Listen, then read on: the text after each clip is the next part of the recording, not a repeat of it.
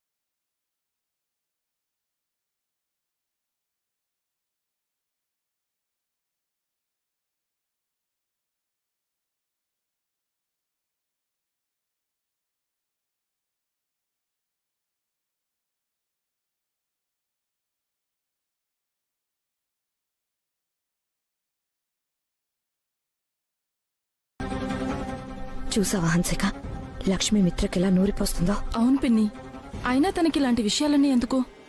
నువ్వు చెప్పింది నిజమే లక్ష్మి. మౌనంగా ఉంటే సగం సమస్యలు తీరిపోయినట్టే.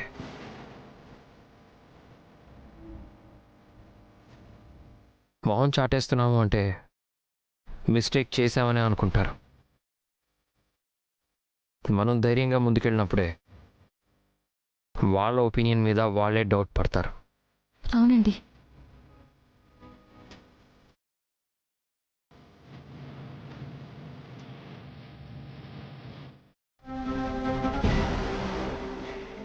ఏంటి దేవయాని, ఏంటి సంగతి? మిత్ర మీడియా కంటు పడకూడదని నువ్వనుకుంటున్నావు, కానీ మిత్ర ఆ కెమెరా కళ్లల్లోనే చిక్కుకుంటాను అని వెళ్ళబోతున్నాడు. ఏం మాట్లాడుతున్నావు దేవయాని? అవునక్క, మిత్ర ఆఫీస్కి వెళ్ళబోతున్నాడు.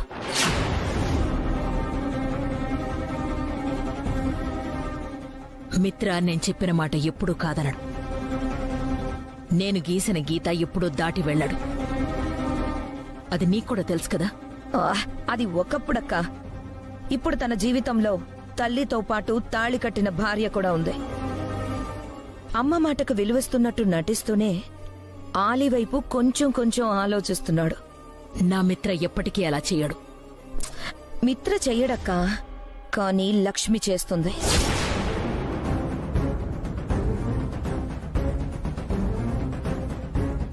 లక్ష్మినా? అవునక్క, మిత్రకి ఏదో మంత్రం వేసి ఆఫీస్కి వెళ్లమని ఉసిగొల్పుతుంది.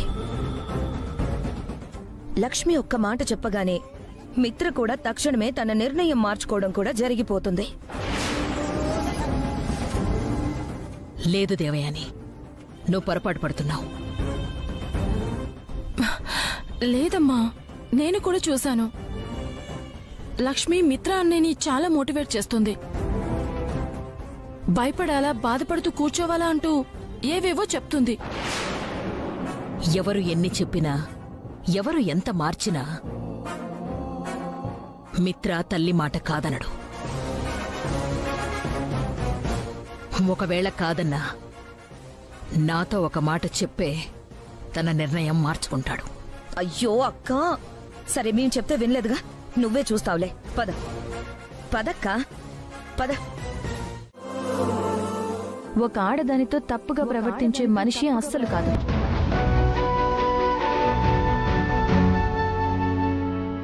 మీ రేటింగ్స్ కోసం నోటికొచ్చిన ప్రశ్నలన్నీ అడుగుతున్నారే, కానీ ఒక్కొక్క ప్రశ్న ఒక నిర్దోషి గుండెని ఎన్ని ముక్కలు చేస్తుందో ఆలోచించారా? మీరు అడిగే ఒక్కొక్క ప్రశ్న అభం శుభం తెలియని ఒక మనిషి మనసు మీద ఎంత భారం పెంచుతుందో తెలుసుకోగలుగుతున్నారా? ఒక అమ్మాయి కంప్లైంట్ ఇవ్వగానే ఒక అబ్బాయిని 100 ప్రశ్నలు అడుగుతున్నారే, కానీ ఒక అబ్బాయి నేను తప్పు చేయడం లేదు అని గొంతు చించుకుని అరిచినా మీ అందరికీ ఎందుకు వినిపించడం లేదు? మానం మర్యాద ఆడదానికి మాత్రమే ఉంటాయనుకుంటున్నారా? లేదు, మగాడికి కూడా ఉంటాయి. మీరు అడ్డం పడ్డం లేకుండా వేసే ప్రశ్నల వల్ల ఆ మగాడి మర్యాద పోతుంది. మీరు వెనక ముందు ఆలోచించకుండా వేసే నిందల వల్ల ఆ మగాడి మానం మంట కలిసిపోతుంది.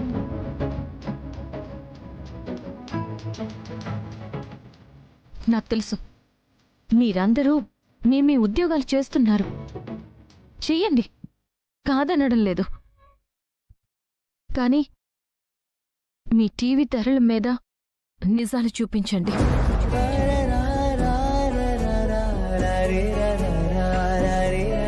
మీడియా ముందు అస్సలు మాట్లాడొద్దని నేనే మీకు చెప్పాను, కానీ నేనే చాలా ఎక్కువ మాట్లాడేశాను కదా.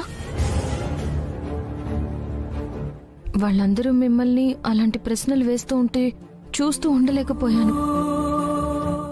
మనసుకి బాధ అనిపించింది, అందుకే 4 మాటలు అనేశాను. అసలు నువ్వేంటి ఇక్కడ? ఈ ఫైల్ చాలా ఇంపార్టెంట్ అన్నారు కదా, ఇంట్లోనే మర్చిపోయారు, ఇద్దామని వచ్చాను. ఈ లోపు మీడియా వాళ్ళని చూసి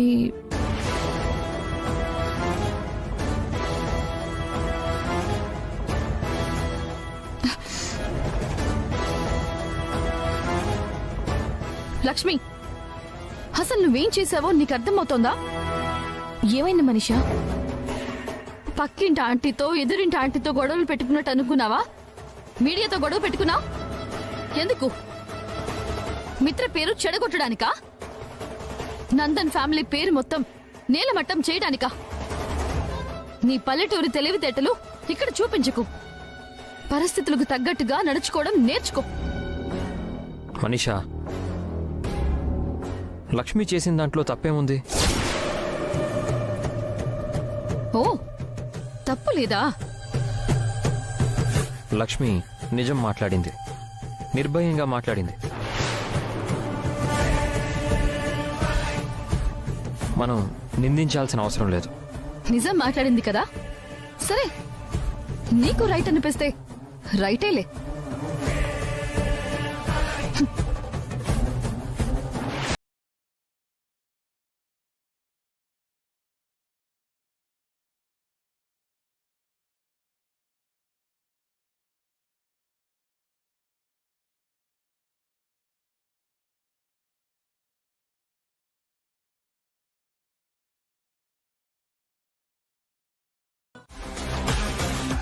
మనీషా,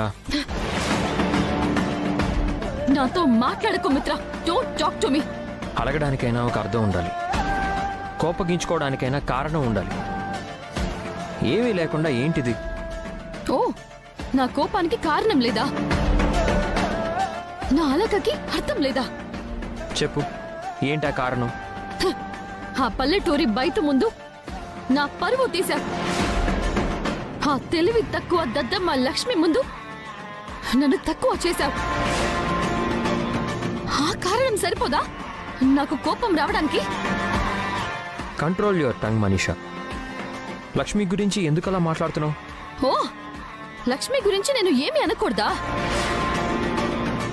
తనని ఒక్క మాట అంటే నీకు మండిపోతుందా? అలా కాదు మనీషా, వీఆర్ మెచ్యూర్డ్. ఎక్కడ ఎలా మాట్లాడాలో తెలుసు కదా. ఇప్పుడు లక్ష్మి ఏం తప్పు చేసిందని తన గురించి ఇలా మాట్లాడుతున్నావు? యా, లక్ష్మి గురించి కాదు, నీ గురించి మాట్లాడాలి. ఆ మీడియా వాళ్ళతో లక్ష్మి నోటికొచ్చినట్టు మాట్లాడుతుంటే అది నీకు కరెక్ట్ అనిపించిందా? సరే, నీకు అనిపించింది. నేను లక్ష్మిని తిడుతూ ఉంటే నువ్వు లక్ష్మిని పొగుడుతావా? నువ్వు ఆ లక్ష్మి ముందు నన్ను అవమానించావు మిత్ర. అర్థం పర్థం లేకుండా వాగకు మనీషా. నాకప్పుడు అనిపించింది చెప్పాను, అంతేకాని నిన్ను అవమానించాలని నా ఉద్దేశం కాదు. నీ ఉద్దేశాల వెనుకున్న అర్థం, నీ ఉపన్యాసాల వెనుకున్న భావం అన్నీ నాకు క్లియర్ గా తెలుస్తున్నాయి మిత్ర. నీకు బేసిక్ గా నా మీద ప్రేమ తగ్గిపోతోంది. ఆ లక్ష్మి మీడియా ముందు 4 మాటలు మాట్లాడేసరికి నీకు నాకన్నా పని ఎక్కువైపోయింది కదా? అంతేనా? అంతే కదా? ఒక చిన్న విషయాన్ని పెద్దది చేస్తున్నావు మనీషా. ఈజీగా మర్చిపోవాల్సిన విషయాన్ని మళ్ళీ మళ్ళీ గుర్తు చేసుకుని గొడవ చేస్తున్నావు. అది మర్చిపోయే విషయం కాదు మిత్ర. మళ్ళీ మళ్ళీ ముళ్ళలా నా గుండెల్లో గుచ్చుకునే విషయం.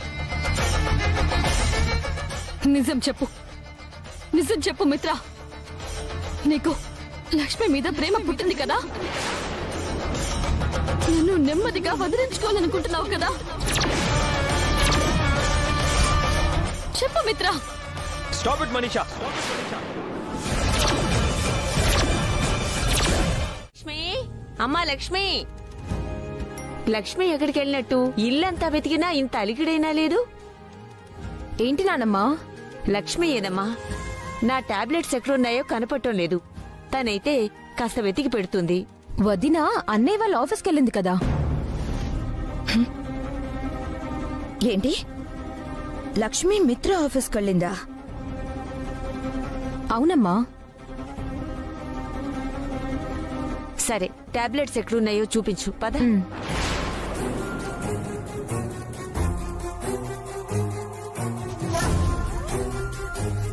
ఇదేంటక్క, మిత్ర ఆఫీస్లో లక్ష్మికేం పని? అసలు మనకొక్క మాట కూడా చెప్పకుండా తన ఆఫీస్కి వెళ్ళడం ఏంటి? లక్ష్మి ఉద్దేశాలేంటో అర్థం కావడం లేదు. సులువుగా సొంత నిర్ణయాలు తీసేసుకుంటుంది. తను ఏం చేసినా చెల్లుతుందన్న ధీమాలో ఉన్నట్టుంది. ఇలా అయితే ముందు ముందు చాలా కష్టమైపోతుందక్క. ఏ రోజు నేను సంజన కూడా ఇలా ఎవరికీ చెప్పకుండా ఎక్కడికి వెళ్ళింది లేదు. ఈరోజు కొత్తగా ఈ లక్ష్మి చేసే పనులేంటో. మిత్రకి గండం తప్పిస్తుందని పెళ్లి చేస్తే రోజుకో సుడిగుండం ఇంట్లోనే సృష్టించేలా ఉంది. ఏంటో. మీ భర్తని ఈ కేసు నుండి బయటకు తీసుకురావడం కోసం ఒక అమ్మాయి జీవితం నాశనం చేసేస్తారా? మిత్ర, అర్జెంటుగా టీవీ ఆన్ చేయి. లక్ష్మి చేస్తున్న ఘనకార్యాలన్నీ చూద్దు గాని అర్జెంటుగా ఆన్ చేయి.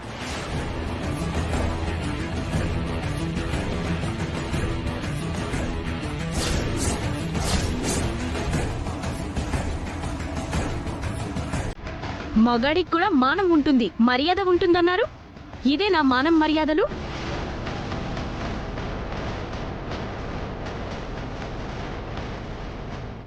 ఓ మై గాడ్, అసలు లక్ష్మి ఏం చేస్తుంది? అవి కాపాడుకోవడం కోసం ఒక అమ్మాయి జీవితాన్ని రోడ్డు మీదకి విసిరేస్తారా?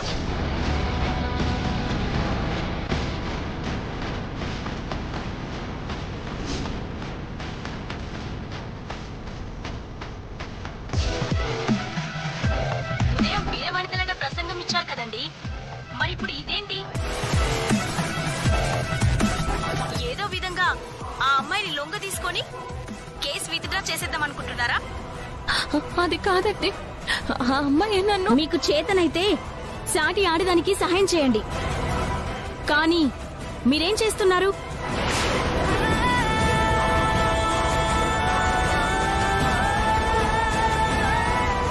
మగాడి ఆధిపత్యం అనే మంటల్లో ఒక ఆడదని బ్రతుకు బుగ్గిపాలు చేస్తున్నారు.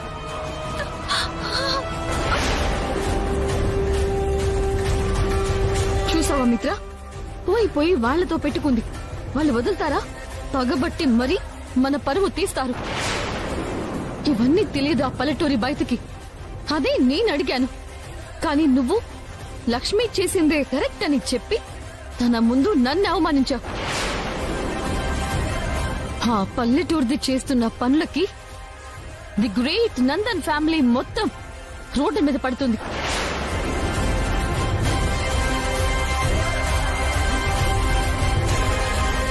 లక్ష్మి, అసలేం చేస్తున్నావు? అక్కడికి ఎందుకు వెళ్ళావు?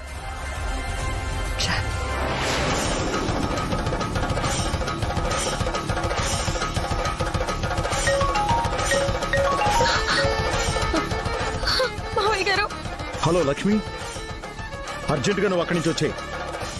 వాళ్ళు అడిగే ప్రశ్నలకు నువ్వు సమాధానం చెప్పలేవు. దయచేసి అక్కడి నుండి వచ్చేసేయ్. సమాజంలో ఒక ఆడదాని బ్రతుకుని ఇంకో ఆడదే చిదివేస్తుంది.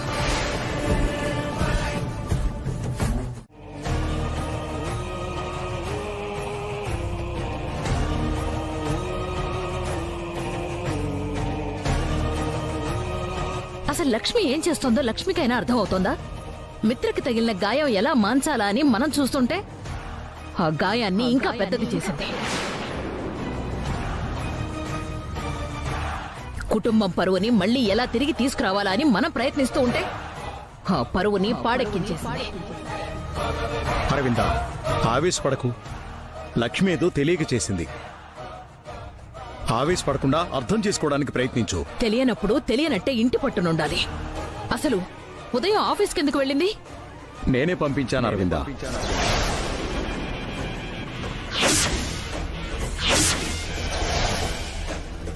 మీరు పంపించారా? అవును, మిత్రది ఇంపార్టెంట్ ఫైల్ ఇంట్లోనే మర్చిపోయాడు. అది ఇవ్వడానికి పంపించాను. అసలు ఎవరికి ఎలాంటి పనులు చెప్పాలో కూడా మీకు తెలీదా? అవసరమే మిత్ర.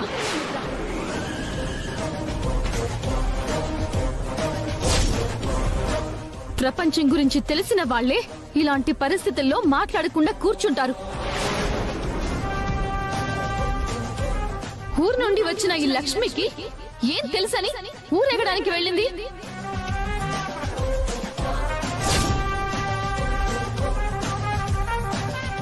ఒక పని చేసేటప్పుడు 100 సార్లు ఆలోచించాలి. ఒక సమస్య తీర్చేటప్పుడు 1000 దారులు వెతకాలి. కానీ లక్ష్మి బుర్ర వాడకుండా ఒక బురద పని చేసింది.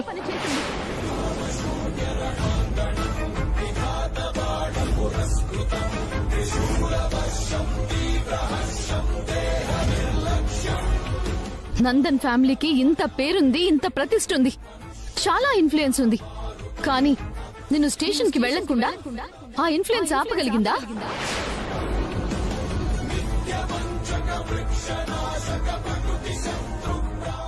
ఇంత బ్యాక్గ్రౌండ్ ఉన్న నువ్వే స్టేషన్ కి వెళ్లకుండా ఆపలేకపోయావు. అలాంటిది ఏ ధైర్యంతో తను ఆ ప్రియాని ఒప్పించడానికి వెళ్ళింది? అవుతుందా లేదా అనే సెన్స్ ఉండాలి కదా. చూడు లక్ష్మి, నువ్వు ఏం చేశావో తెలుసా? నందన్ ఫ్యామిలీ అనే కోటని కూల్చడం కోసం జనాలకి రాళ్లు పంచిపెట్టుకొచ్చావు.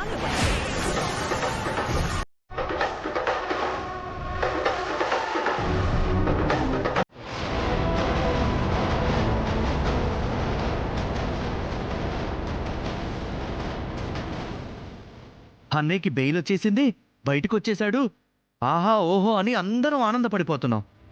కానీ తర్వాత ఏంటి? అన్నయ్య భవిష్యత్ ఏంటి? ఆ ప్రశ్నకి ఎవ్వరి దగ్గర సమాధానం లేదు. ఆ సమాధానం కోసం వెతుక్కుంటూ వెళ్ళింది వదిన.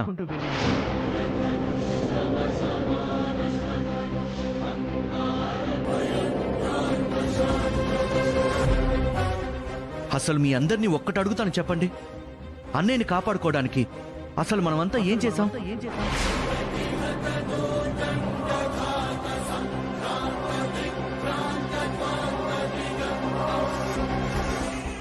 ఏం మనిషా, ఏం చేశావు? ఏం పెద్దనాన్న, చెప్పండి, ఏం చేశాం? పెద్దమ్మ మీరైనా చెప్పండి, ఏం చేశాం?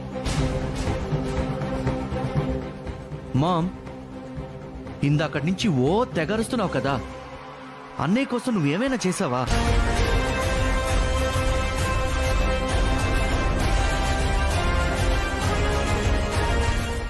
ఎవ్వరూ ఏమీ చేయలేదు. ఎక్కడికి వెళ్లకుండా ఇంట్లో కూర్చుని సలహాలు మాత్రం ఇచ్చాం. అది కూడా ఒక పనికిరాని సలహా.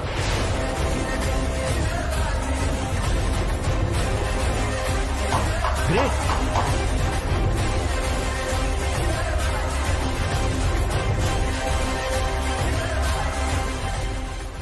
కానీ వదిన అన్నయ్య కోసం ఒక అడుగు ముందుకు వేసింది. అన్నయ్య చుట్టూ బిగుసుకున్న ఉచ్చుని విడిపించడానికి వెళ్ళింది. తనకి బలగం ఏమీ లేకపోయినా అన్నయ్య కోసం ఏదో ఒకటి చేయాలనే ఆశతో వెళ్ళింది. అదంతా మీ కళ్ళకి కనపడడం లేదా?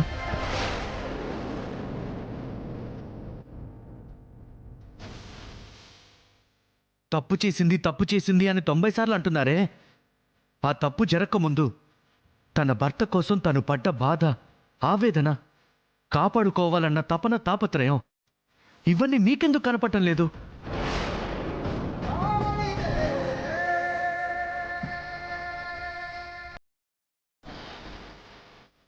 అవును, వెళ్ళింది. ప్రియా చేతిలో మోసపోయింది, నేను ఒప్పుకుంటాను. మరి అన్నయ్య పెద్ద పెద్ద చదువులు చదువుకున్నవాడే కదా, తెలివితేటలు బాగా ఉన్నవాడే కదా, సిటీలో పుట్టి పెరిగినవాడే కదా. అలాంటి వాడే ప్రియా చేతిలో చిత్తైపోలేదా?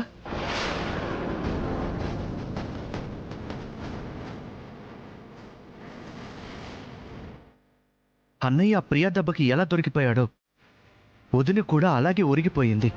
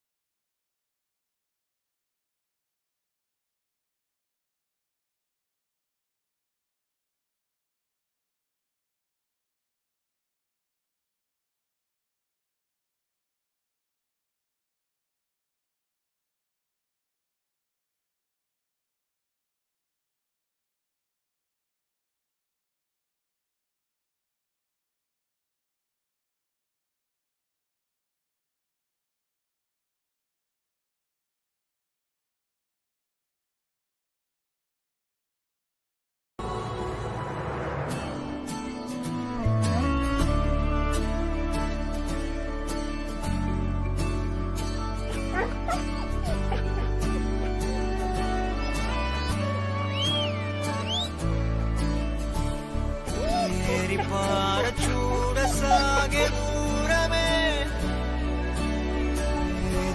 ఏది చేరే చోటనే సాగే చలములాగేనే వెనకే మనని చూసేనే చెలిమి చేయమంటూ కోరేనే వేగమడికి చూసేనే ఆలుపే మనకి లేదనే వెలుగులైన వెలిసిపోయేనే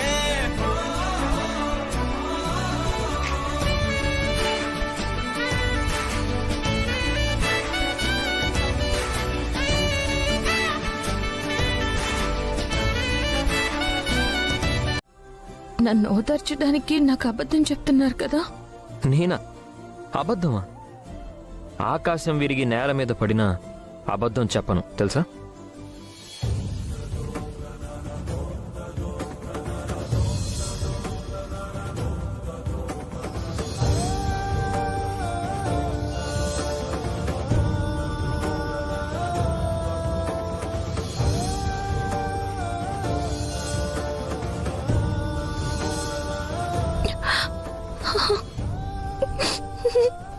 హే లక్ష్మి, ఏమైంది? మా తాతయ్య కూడా ఇలానే అనేవారు తెలుసా? ఆకాశం విరిగి నేల మీద పడినా అబద్ధం చెప్పను అనేవారు. మీ తాతయ్య గారు బాగా గుర్తొస్తున్నారా?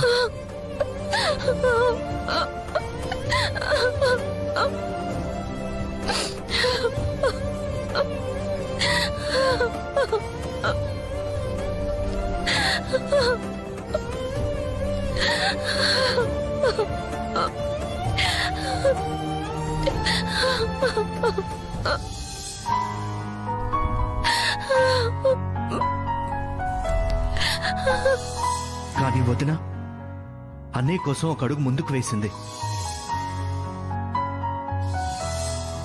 తనకి బలం బలగం ఏమీ లేకపోయినా అన్నయ్య కోసం ఏదో ఒకటి చేయాలనే ఆశతో వెళ్ళింది.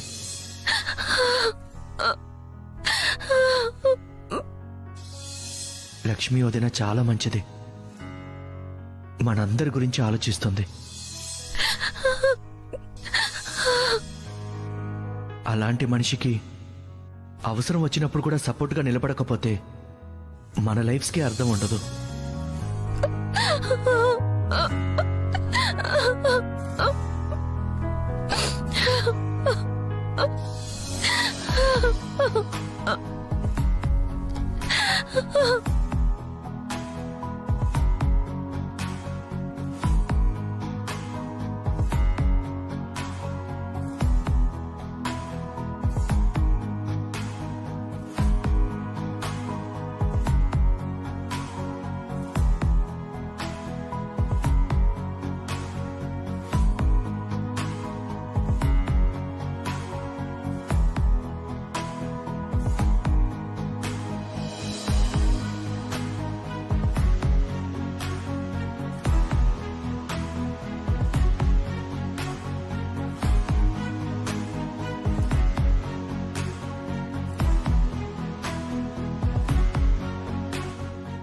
నువ్వు ఇలా ఏడిస్తే నిన్ను చూసి పైనున్న మీ తాతయ్య కూడా బాధపడతారు కదా.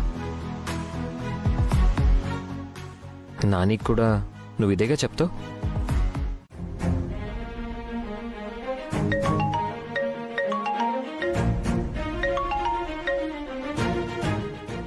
హలో బావగారు. జాన్వి చెప్పు. టీవీ చూసాం బావగారు. వాళ్ళందరూ మీ గురించి అక్క గురించి ఎందుకు అలా చెప్తున్నారు? హే జాను, ఏడుస్తున్నావా? ఆ వార్త చూస్తుంటే మాకు భయంగా ఉంది బావగారు.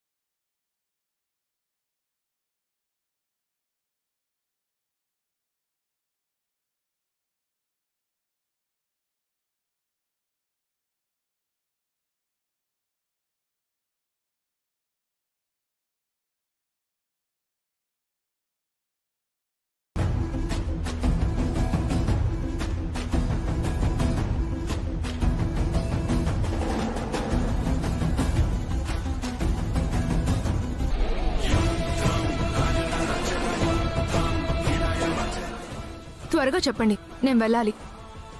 నిన్ను అవసరం మనది కదా, ఆవేశపడకు. చూడు ప్రియా, నా కొడుకుతో పాటు నీ బ్రతుకుని కూడా టీవీలకెక్కించేశావు. నువ్వు సరదాగా చేశావో ఓ సాహసంగా ఫీల్ అయి చేశావో తెలియదు గాని నీ జీవితాన్ని కూడా సర్వనాశనం చేసుకుంటున్నావు. డ్యామేజ్ అయిన నీ బ్రతుకుని కొంత డబ్బిచ్చి రిపేర్ చేద్దామనుకుంటున్నాను. నువ్వేమంటావు?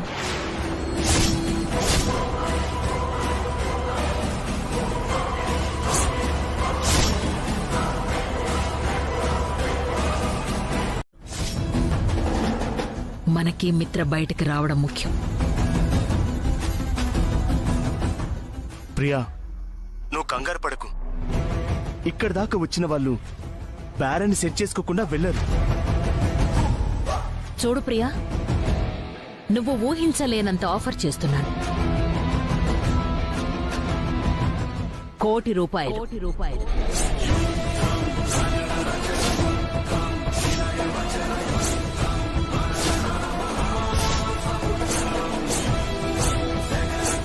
అమౌంట్ రెడీగా ఉంది. చెప్పు. I know it's tempting amount, but yes చెప్పకు.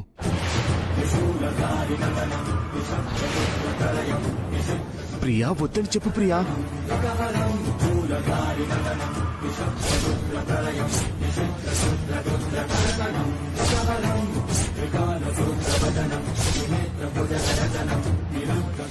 నన్ను డబ్బుతో కొనలేరు.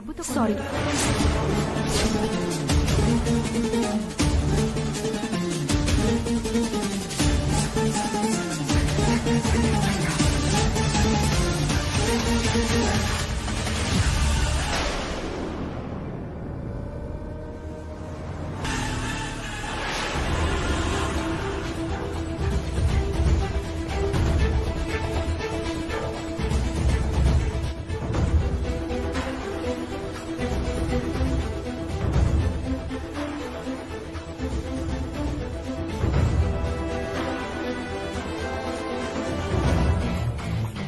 ఆ ప్రియాకి ముందు ఆశ కలిగింది. అంతలోనే ప్లేట్ మార్చింది. డబ్బు తీసుకుని కేసు వాపస్ తీసుకుంటుందేమోనని ఆశపడ్డాను. కానీ మేము ఊహించినట్లు జరగలేదు. ఆ అమ్మాయి ఇంకేదో ఆశిస్తుంది, ఇంకేదో అడగాలనుకుంది. కానీ అది అడగకుండా వదిలేసిందంటే టైం కోసం చూస్తుందేమో. ప్రియ ఒక మోసగత్తని తెలిసింది కదా, మళ్ళీ మాట్లాడడానికి ఎందుకు వెళ్లారు? లక్ష్మి ఆ ప్రియ దగ్గరకు వెళితే ఈ మాట అనలేదు. నేను వెళితే మందలిస్తున్నారు. అంటే లక్ష్మి మిత్ర మీద చూపిస్తున్న అభిమానం మీకు కనిపిస్తోంది, కానీ నా ప్రేమ మీకు కనిపించడం లేదా? నా ఉద్దేశం అది కాదు అరవిందా. లక్ష్మంటే అమాయకంగా వెళ్ళింది. నువ్వు అన్నీ తెలిసిందానివి కదా. తెలిసి తెలిసి ఆ ప్రియ అనే బురదగుంటలు ఎందుకు కాలు పెడుతున్నావని అడుగుతున్నాను. చూడండి, నా కొడుకు కోసం నేను ఏదో ఒకటి చెయ్యాలనుకున్నాను.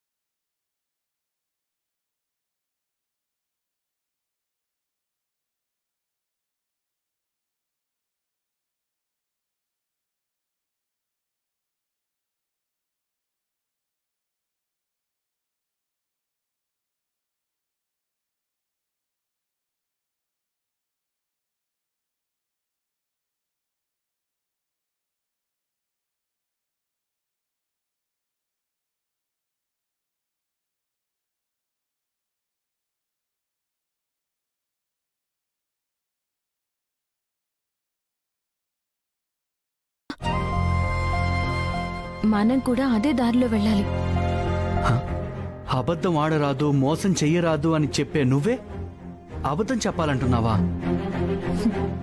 ఒక నిర్దోషిని కాపాడడానికి చెప్పే అబద్ధం నిజం కన్నా గొప్పది. అబ్బబ్బబ్బబ్బా, ఏమన్నా చెప్పావా వదినా? Quotation of the year. Comedy చేయకు వివేక్. సరే సరే సరే, ఇప్పుడేం చెయ్యాలి? నా దగ్గర ఒక ప్లాన్ ఉంది. సరే చెప్పు చెప్పు చెప్పు.